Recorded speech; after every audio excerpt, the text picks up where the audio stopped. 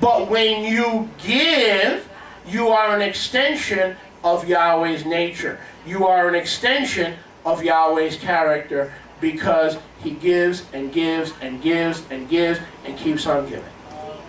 Can I hear a good amen? Don't lend people money. Give it to them. Don't lend them things that they need. Give it to them. And if they ask you for a coat, give them the cloak also. If they ask you to accompany them 1 mile, accompany them 2 miles. Isn't that what the Master taught us?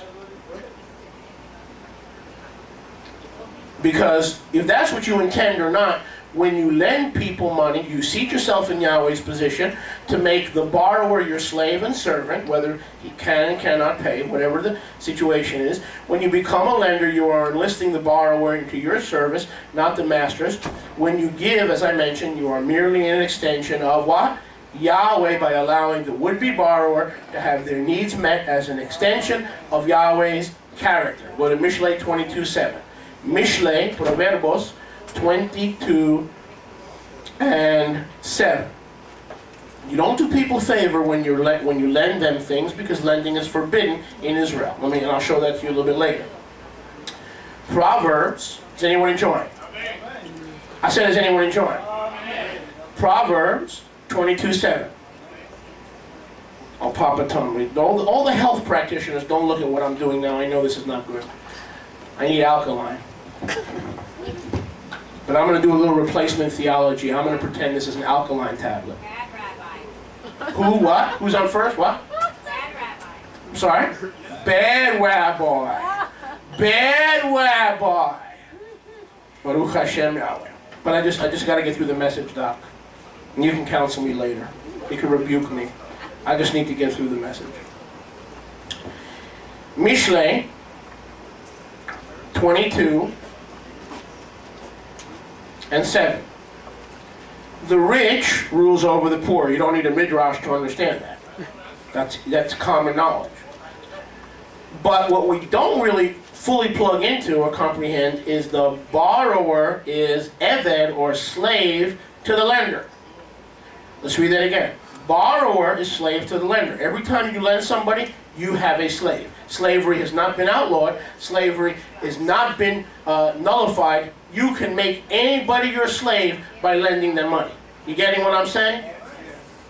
Anybody that you lend money to, ipso facto, becomes your slave. You may not see them as your slave, but the word of Yahweh says they have ipso facto become your slave. And it's not they who are the problem. You are the problem for entering into a slave relationship with the borrower. I'm preaching good today. That I know. That I know. Can I hear a good amen? And you know what it's like. Those of you who have borrowed, you know what it's like to be in slavery.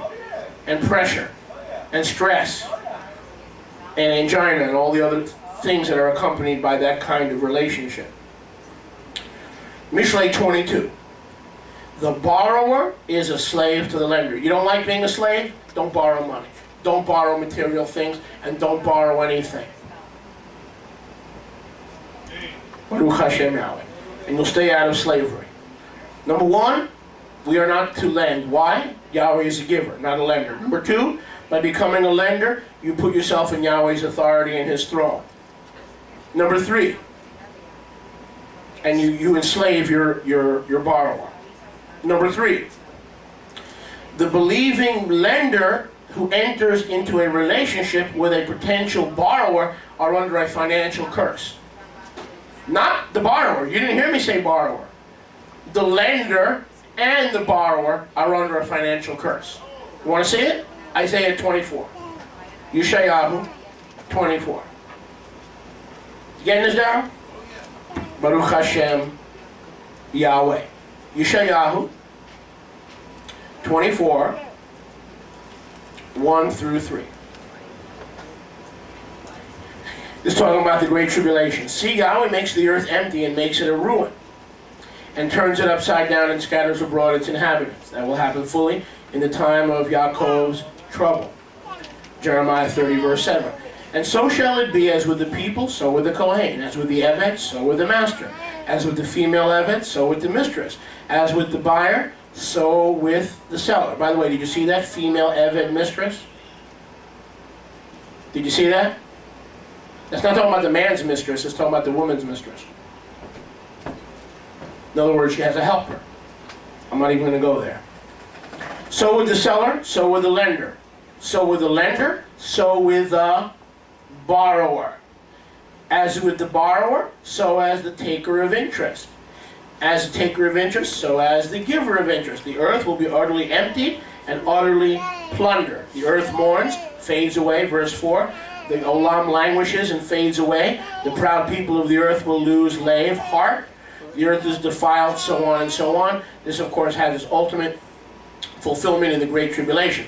But I want you to notice, as it is with the lender, so it is with the borrower. When the lender lends, he is under the same act of disobedience as the borrower. You didn't know you made a mistake, so Yahweh forgives you because you didn't know you made a mistake. But you were as wrong as the borrower was to borrow money. When you lend somebody money, you were as wrong as the borrower who was borrowing money. And as it is with the lender, Isaiah 24:3, the same it is with the borrower. As it is with the man, same it is with the woman.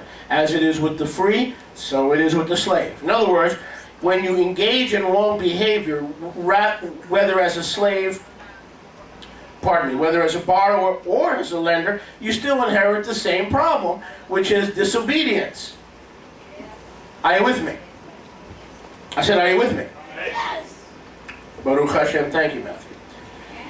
The lender gives away his blessing, listen, and becomes placed in the same category as the borrower. I'll say that again.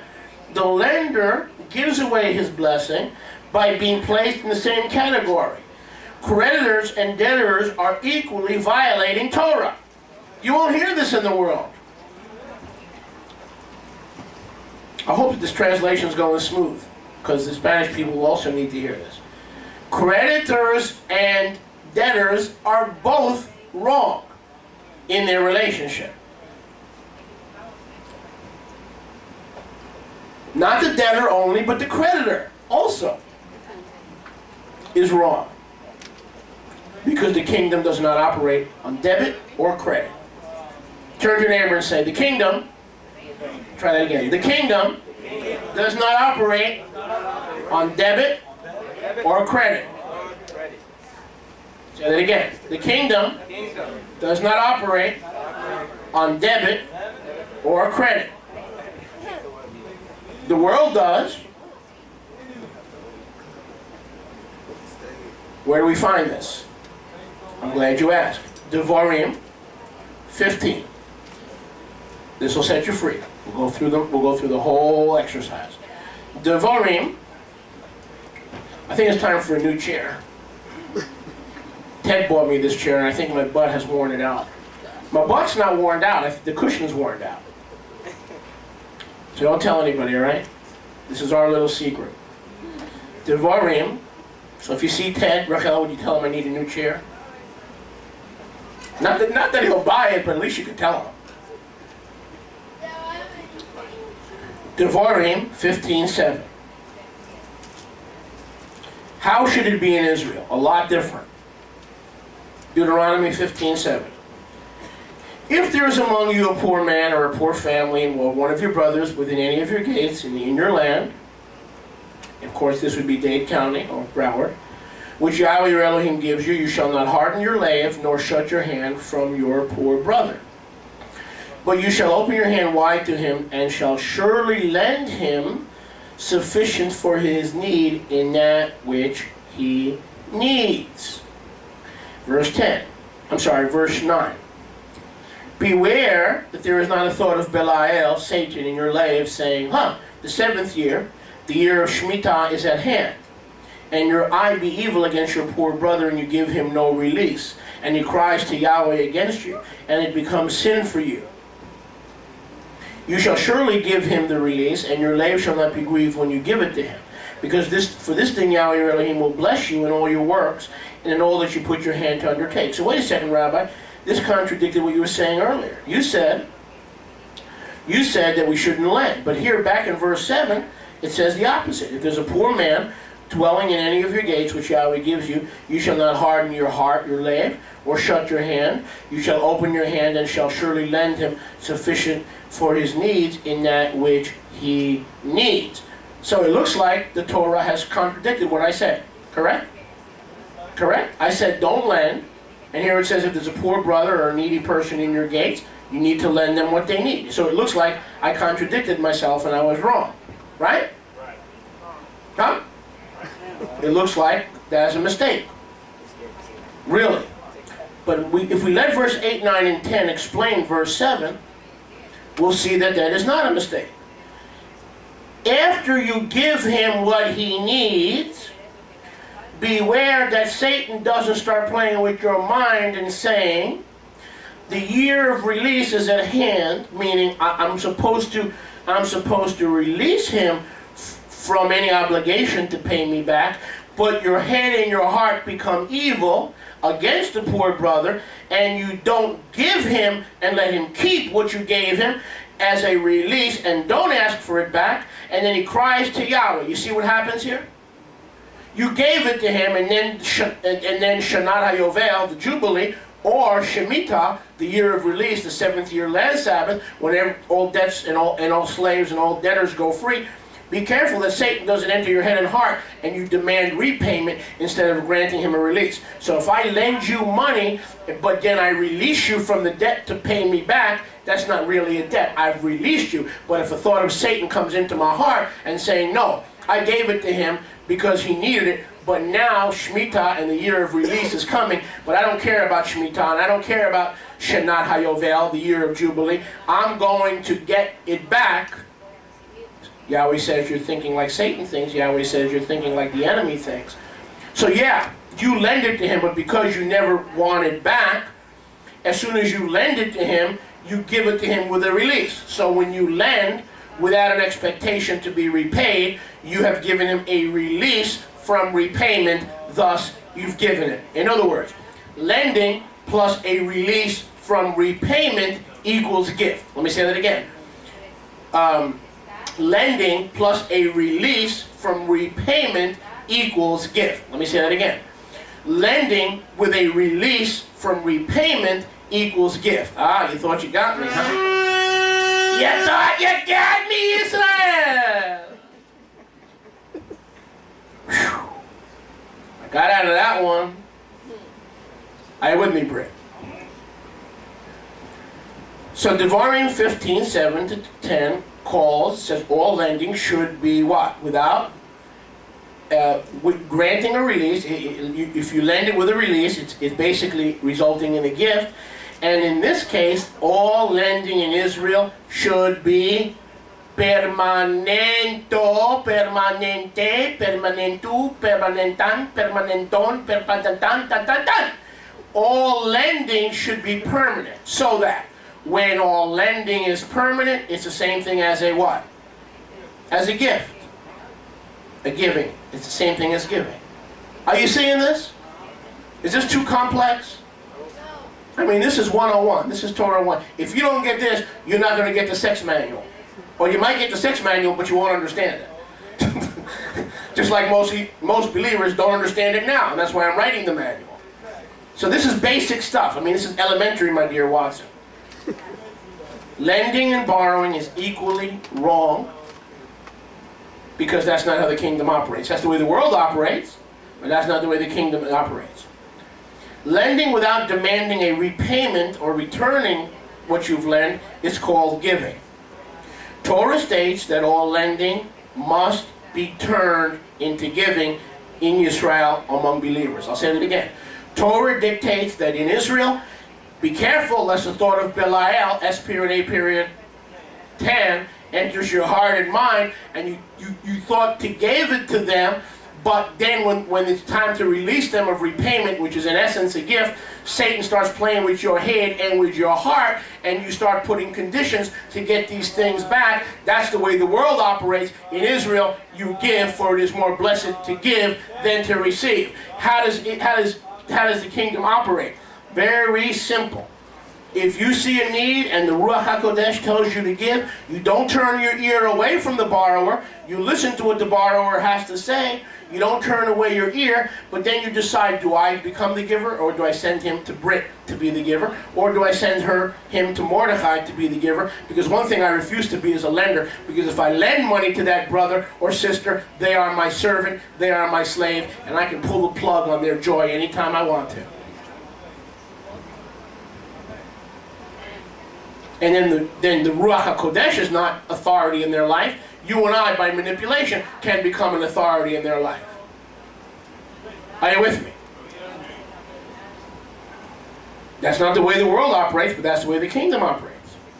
Let me ask you a question. What did Yeshua lend us? Huh?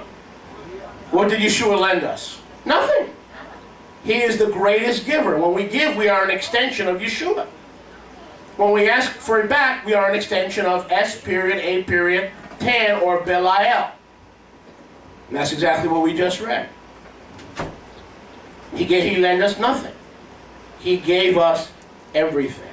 And so we must give to others for the common wealth of Yisrael. Look at verse 6. Stay in Devarim 15. Only if you carefully, only. Turn to your neighbor and say only. Let's try that again, that side of the room. Only. Only if you carefully listen to the voice of Yahweh your Elohim to guard Shomer all these mitzvot which I command you this day. Todah Rabah Yahweh. Only if you listen. If you listen. That's a big if. And so then we see here, and we go to Devarim 28:12. Let's fast forward a little bit. Devarim 28:12.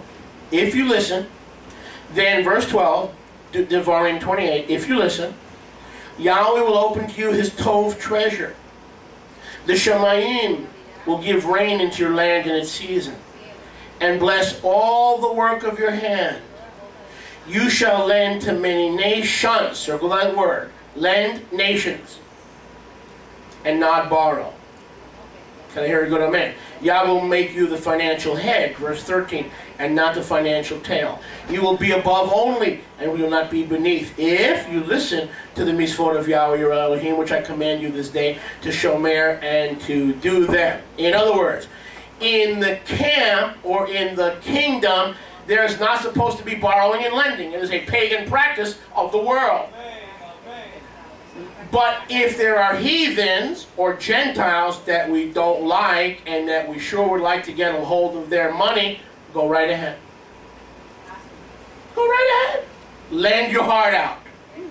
Because you are the head and not the tail. The wealth of the sinner is laid up for the righteous. Somebody give him praise.